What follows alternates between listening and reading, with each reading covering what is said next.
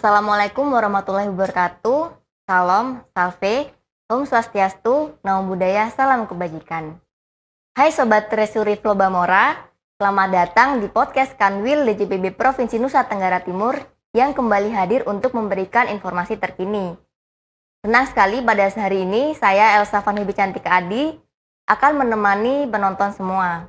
Nah, di episode yang pertama ini kita akan membahas terkait dengan pembiayaan ultramikro atau pembiayaan UMI dengan judul Buka Usaha, Biaya Dari Mana?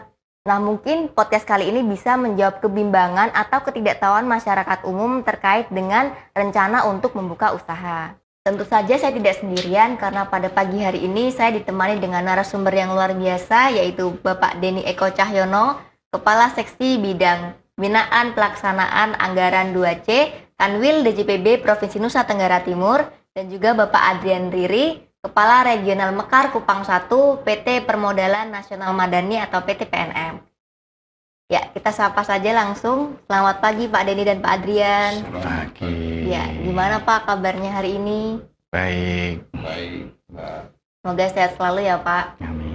Kita langsung saja masuk ke pembahasan kita ya Pak terkait dengan pembiayaan ultramikro ini. Nah, kita kan sebagai masyarakat, mungkin masyarakat awam nih Pak yang ingin merintis suatu usaha. Mungkin kami merasa kesusahan nih Pak dalam merintis itu. Biayanya dari mana, modalnya dari mana. Apalagi kita merasa kesulitan ketika memiliki keterbatasan secara ekonomi nih Pak. Nah, di sini kan pemerintah hadir memberikan fasilitas pembiayaan melalui pembiayaan UMI atau ultramikro ini Pak. Mungkin Pak Denny bisa menjelaskan secara umum terkait dengan pembiayaan UMI. Ya, jadi saat ini telah banyak skema pembiayaan yang bisa dimanfaatkan oleh para pelaku usaha, calon pelaku usaha.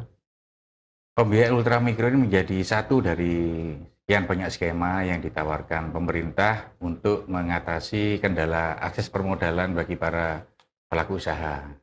Jadi pembiayaan ultramikro ini diperuntukkan bagi pelaku usaha ultramikro, di mana mereka ini belum dapat mengakses pembiayaan dari perbankan.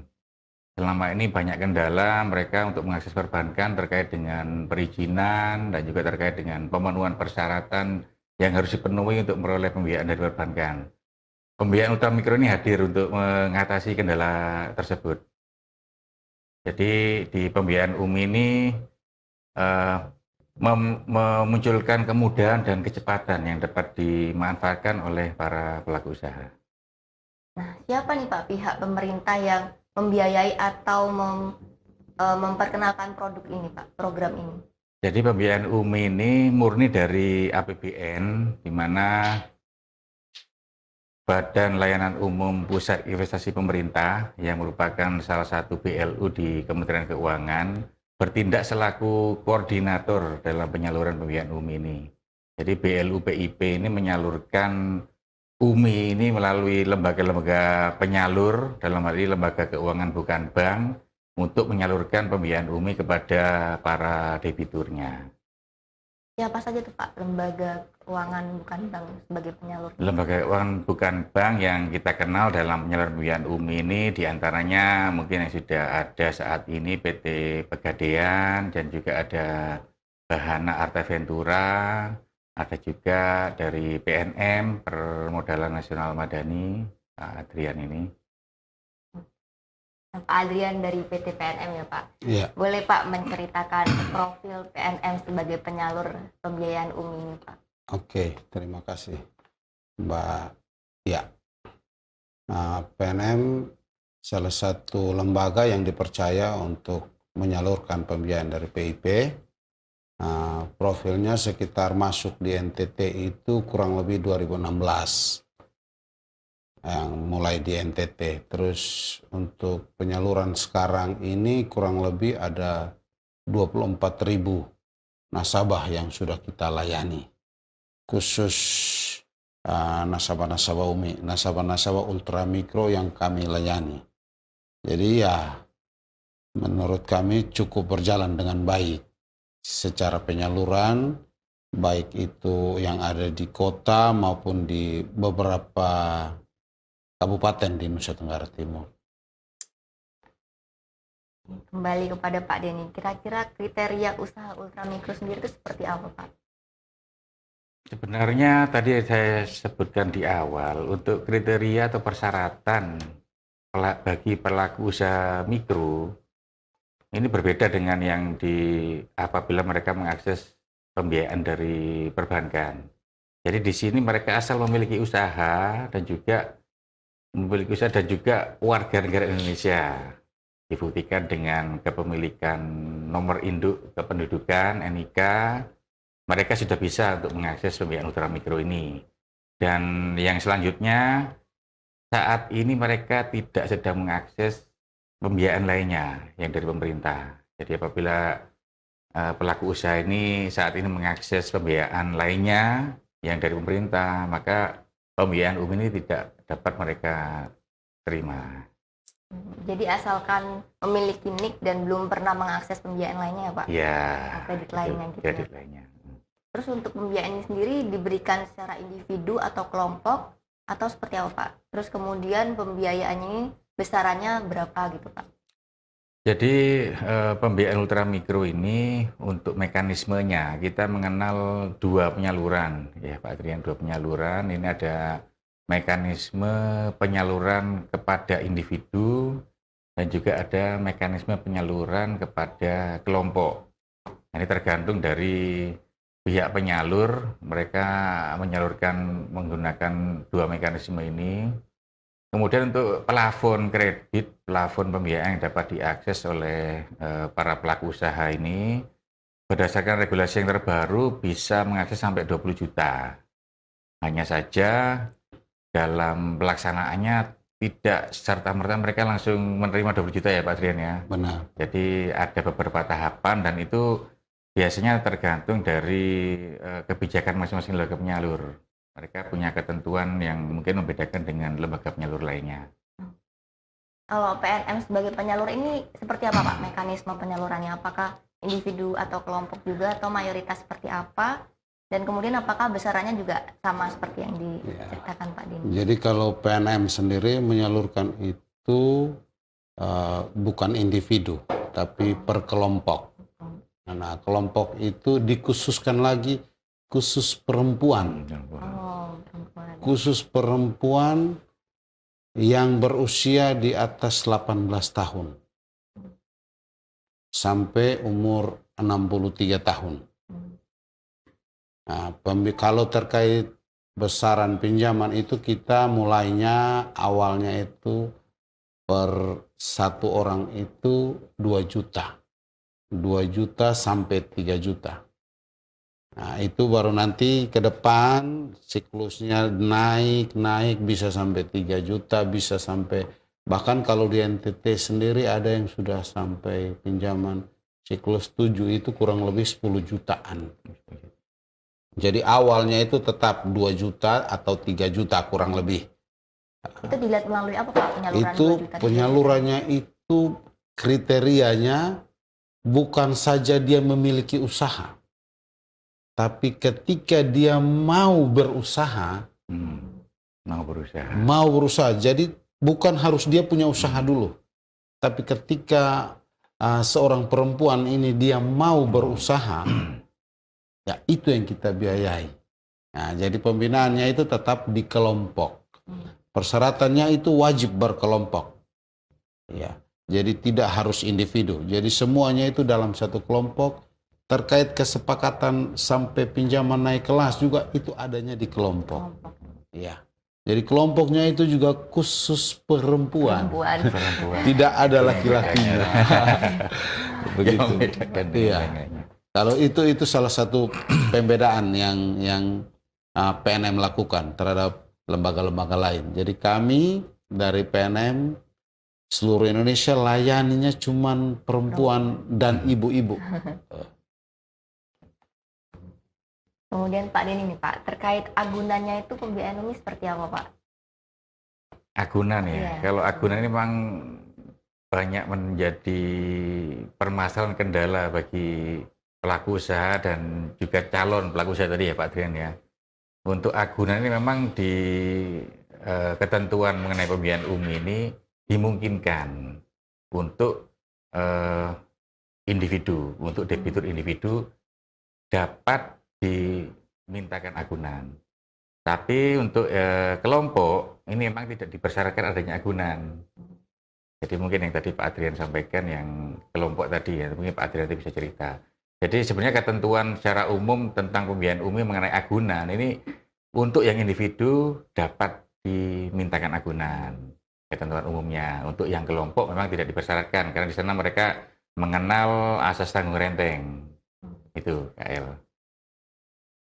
Mungkin Pak Adrian bisa menceritakan agunan kelompok. Ya, kalau PNM sendiri tidak mengenal agunan, Mbak. Jadi yang menjadi tanggung jawab utama itu adalah tanggung renteng.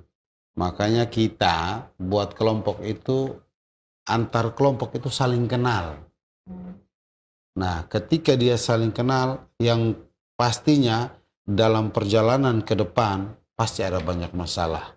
Salah satu contoh, tiba-tiba ada kedukaan. Saudara atau orang tua atau anak, nah, itu nggak mungkin ibunya itu mengangsur. Nah, disitulah kita minta pertanggungjawaban tanggung renteng dari kelompok itu. Kenapa harus kelompok? Karena mereka saling kenal. Disitulah membangun jiwa gotong royong itu juga saling membantu antar ibu-ibu itu. Makanya kalau kita ngomong agunan, untuk PNM pada umumnya tidak ada agunan. Karena kita menjalankan bukan individu, tapi berkelompok. Apakah di kelompok itu harus kenal, saling kenal ya Pak? Tapi Iya. bukan saudara tapi kan Pak? Iya. Jadi Bisa kita, orang lain juga. iya, kita dalam satu kelompok itu bukan harus saudara, tapi minimal saling kenal. Jadi kalau bilang saling kenal berarti antar lingkungan itu aja. Jadi kalaupun ada orang yang agak berjauhan, pastinya ada persetujuan di kelompok. Iya. Jadi mungkin kurang lebih itu salah satu persyaratan kalau untuk PNM sendiri. Tadi kan pembiayaannya itu dilakukan secara bertahap gitu ya Pak? Iya. Mungkin Pak Denny bisa menjelaskan tadi juga ada pembinaan melalui pendampingan itu. Nah itu seperti apa Pak? Terus kemudian apakah pendampingan atau pembinaannya tadi dilakukan oleh penyalur saja atau gimana Pak? Ya memang ini yang membedakan pembiayaan UMI dengan pembiayaan lainnya. Karena calon debitur atau debitur UMI ini memang awalnya mereka tidak memiliki pengalaman dalam melakukan usaha. Nah, di sini makanya perbedaan dengan pembiayaan lainnya. Di sini mereka nantinya akan memperoleh pendampingan. Jadi pembinaan itu dalam bentuk pendampingan yang itu dilakukan oleh lembaga penyalur. Ya, pendampingan bisa berupa pelatihan usaha, pelatihan produksi, pelatihan pemasaran. Itu tergantung dari lembaga penyalur yang menyelenggarakan. Karena pendampingan ini menjadi syarat awal sebuah lembaga keuangan bukan bank untuk menjadi penyalur UMI. Jadi mereka harus memiliki pengalaman dalam hal pendampingan usaha kepada para pelaku usaha, calon pelaku usaha. Mereka harus diwajibkan, dipersyaratkan awal mereka harus memiliki pengalaman dalam hal pendampingan. Jadi pendampingan ini dilakukan oleh lembaga penyalur.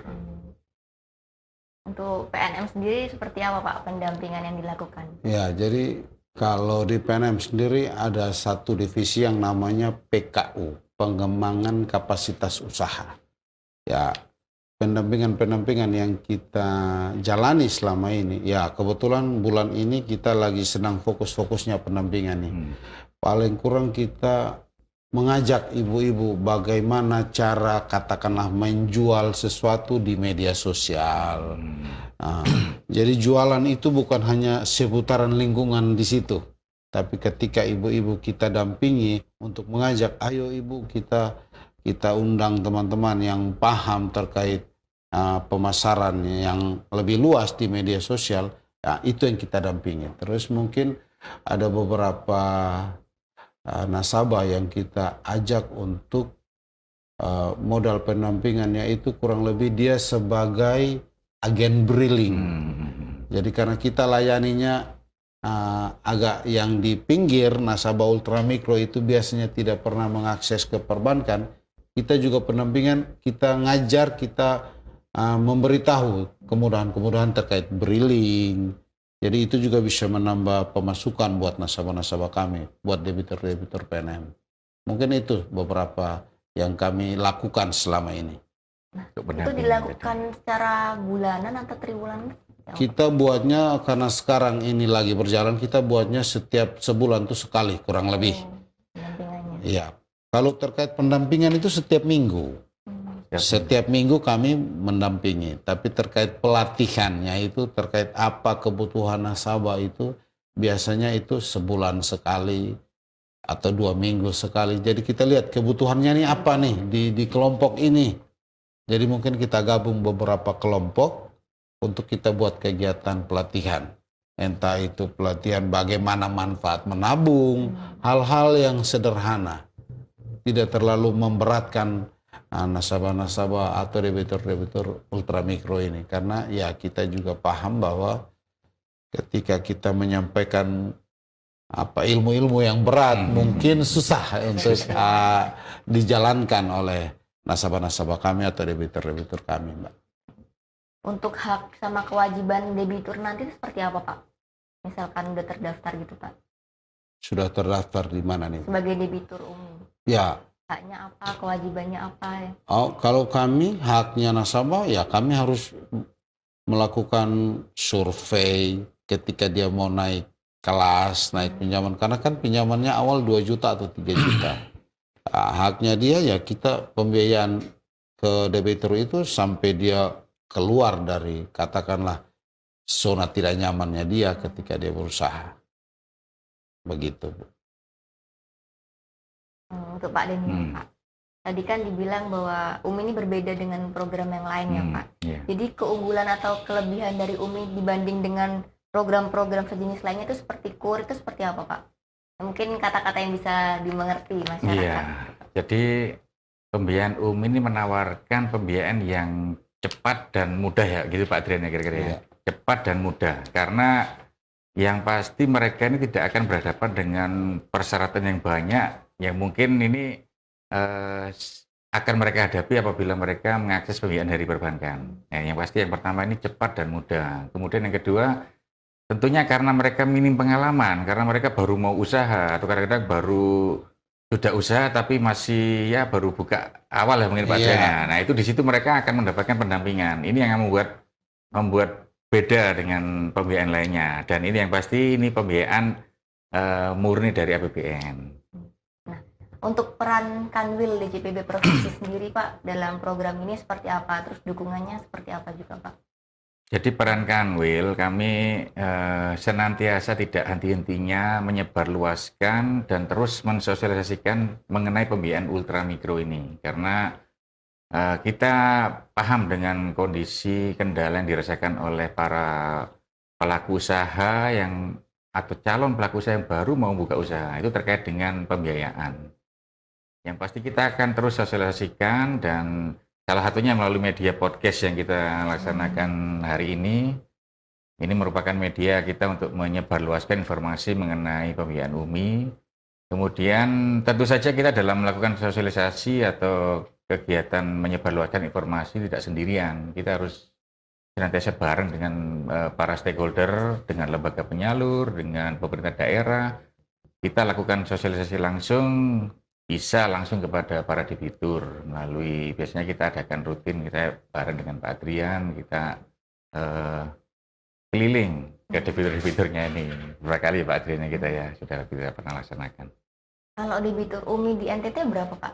Sampai dengan Debitur UMI di NTT ya ini alhamdulillah perkembangan penyaluran UMI di NTT ini program pembiayaan ultramikro ini ada sejak tahun 2017. Nah, 17 ini pembiayaan ultramikro ini tiap tahun mesti terdapat pertumbuhan di NTT ini dari sisi penyaluran dan juga dari sisi cakupan debiturnya. Jadi kita tidak saja mengejar dari sisi penyalurannya tinggi, tapi dari debiturnya pun ternyata juga menjangkau lebih banyak debitur. Nah, ini sampai dengan saat ini lebih kurang 28.000 debitur. Ya mungkin termasuk debiturnya Pak Adrian tadi. 24-an ya Pak Adrian, Iya, 28 di NTT, kemudian juga dari sisi penyaluran kita sudah mencapai 131 miliar di periode sampai dengan bulan September kemarin. banyak juga ya, Pak? Banyak juga ya. Sangat banyak, Mbak. Nah, mungkin Pak Adrian bisa menjelaskan nih, dari banyaknya debitur tadi tuh ada kendala atau permasalahan apa nih Pak dalam penyaluran itu tadi Pak? Kalau kami secara kelembagaan tidak ada masalah, ya. Karena kalaupun ada masalah itu karena wilayah-wilayah NTT saja. Maksudnya wilayah NTT itu terkenal dengan jaraknya yang cukup jauh, terus infrastrukturnya juga belum memadai. Nah, itu sih kendala-kendala utama yang dihadapi oleh kami. Tapi terkait masalah debitur sampai dengan sekarang belum, ya kalaupun ada masih bisa ditangani lah, karena itu sistem kita kan tanggung renteng. Nah, jadi saling membantu, saling bertanggung jawab satu sama yang lain. Jadi terkait kendala hanya terkendala ya masalah-masalah infrastruktur itu. Karena unit-unit kami itu adanya di desa Di lebih desa. banyak. Ya. Contohnya ada kalau di Pulau Timur sini ada di Kolbano, itu yang unit-unit yang ekstrim kami sebutkan begitu. Tapi anak-anak nggak masalah kalau terkait itu. Hanya itu memang kalau dilihat jaraknya memang agak sulit karena infrastrukturnya belum memadai. Itu sih kendala-kendala kan. Berarti sejauh ini aman ya Pak, hanya terkendala jarak Ya, saja Pak ya? itu biasalah di suatu daerah yang baru mau berkembang. Oke, Pak. Nah, misalnya Pak ada penonton yang ingin menjadi debitur UMI, apa saja sih Pak syarat untuk bergabung menjadi debitur? Terus proses pendaftaran sama tata cara mengajukan itu seperti apa Pak? Ya, jadi kalau ada yang menonton dan ingin bergabung dengan PNM, ya syaratnya mudah sekali, Mbak. Syaratnya cuma KTP. KTP dan memiliki kelompok. Jadi jujur kalau ada yang belum tahu PNM, kami sendiri juga bingung karena nasabah kami cukup banyak tersebar. Ya kalau tadi yang pembiayaan UMI-nya sekitar 24.000 seluruh NTT. Ya itu kalau ada yang belum kenal ya kami juga bingung karena wilayah-wilayah pelayanan kami itu di desa, bukan banyaknya di kota. Nah, jadi persyaratannya sangat mudah. Cuman fotokopi KTP sama KK. Nah, itu yang jadi utama. Terus yang berikutnya itu saling kenal tadi. Karena pembiayaannya sistemnya berkelompok, jadi ya harus saling kenal. Minimal satu kelompok itu 10 orang. Kurang lebih. Jadi 10 sampai 30. Ya kalau ada 10 di situ terus mau, kami segera datangi. Jadi mohon info ke kami bila ada nasabah-nasabah yang atau calon debitur yang mau bergabung. Saat ini kami dapat informasi, saat ini juga kami ambil tindakan. Misalkan kurang dari 10 gitu seperti apa Pak? Kalau kurang dari 10 biasanya kami tetap layani, tapi ada persyaratan. Kurang lebih 2-3 bulan wajib menambah. Begitu. Jadi ya kalau kurang 9, kurang 1 Pak, ini ibu-ibunya nggak hadir, boleh kami layani. Nah, tapi dengan persyaratan karena di kelompok itu kan ada ketua kelompok, ada wakil ketua kelompok. Tolonglah ceritakan terkait PNM dan UMI sendiri. Kalau memang ada manfaat, kenapa tidak ajak saudara yang lain, tetangga, kenalan. Di mana saja di NTT, kami siap layani. Pak. Oke, Mbak. Untuk Pak Denny Pak, gimana harapan atau pesan dari Kanwil DJPB Provinsi NTT ini Pak terhadap program UMI ini atau kepada debitur UMI atau calonnya nanti Pak? Mungkin Bapak bisa menyampaikan pesan dan harapannya. Ya, pesan dan harapan pembiayaan ultramikro ini kan ada untuk buat pemirsa sekalian mudah dan cepat dalam memperoleh pembiayaan ya Pak Adrian ya. Maka manfaatkanlah selagi fasilitas pembiayaan ini ada dan dimungkinkan untuk diakses, dimanfaatkan saja. Itu secara bagi Bapak Ibu pelaku usaha. Kemudian yang kedua, tentunya dengan semakin gampang diaksesnya pembiayaan oleh Bapak Ibu semuanya, para pelaku usaha semuanya, tentunya akan semakin menambah wirausaha baru di NTT ini khususnya. Jadi banyak potensi yang masih perlu dikembangkan di sini dan itu butuh sentuhan pembiayaan, diantaranya melalui pembiayaan UMI ini. Jadi sekali lagi dimanfaatkan adanya pembiayaan UMI ini bagi calon pelaku usaha. Untuk Pak Adrian mungkin bisa mempromosikan ya Pak PT PNM dalam pembiayaan UMI. Oke, kalau memang ada calon debitur yang ingin bergabung, segera hubungi kami. Ya, Pak. Segera, nanti kita share juga nomor-nomor semua wilayah yang ada di NTT. Segera hubungi kami dan kami pasti tindak lanjuti sesegera mungkin. Tidak pakai lama, Mbak. Ya Pak. Ada lagi Pak? Mungkin itu saja. Mungkin kesimpulan yang bisa diambil dari podcast kita hari ini dengan judul Buka Usaha, Biaya dari Mana, mungkin pembiayaan UMI ini bisa menjadi jawaban ya Pak dari semua kebimbangan masyarakat ini Pak terkait dengan biaya mereka, terus kebingungan dalam pendampingan mungkin tidak tahu harus kemana gitu kan Pak. Apalagi langkah-langkah dan syaratnya juga mudah seperti yang dibilang oleh Pak Adrian. Terus sekali ya Pak pembicaraan pembiayaan UMI di episode pertama ini. Terima kasih Pak Adrian dan juga Pak Terima Denny kasih, untuk Mbak. informasi yang lengkap yang sudah diberikan ini. Terima kasih juga kami ucapkan kepada penonton yang telah setia menonton dari awal hingga akhirnya. Saya sebagai host atas nama kru yang bertugas mengucapkan terima kasih dan mohon maaf apabila ada kesalahan. Nah sebelum menutup podcast kali ini Pak, saya akan membacakan pantun nih Pak. Kiranya dibantu untuk bilang cakep ya Pak. Oke. Pergi ke kantor jalan kaki. Cakep. Tibanya langsung rapat bersama. Cakep. Jangan lupa jadi bagian dari UMI demi kemajuan ekonomi bersama. Cakep. Akhir kata saya akhiri. Wassalamualaikum warahmatullahi wabarakatuh. Salam, salve, Om Swastiastu, Namo Buddhaya, salam kebajikan. Sampai jumpa.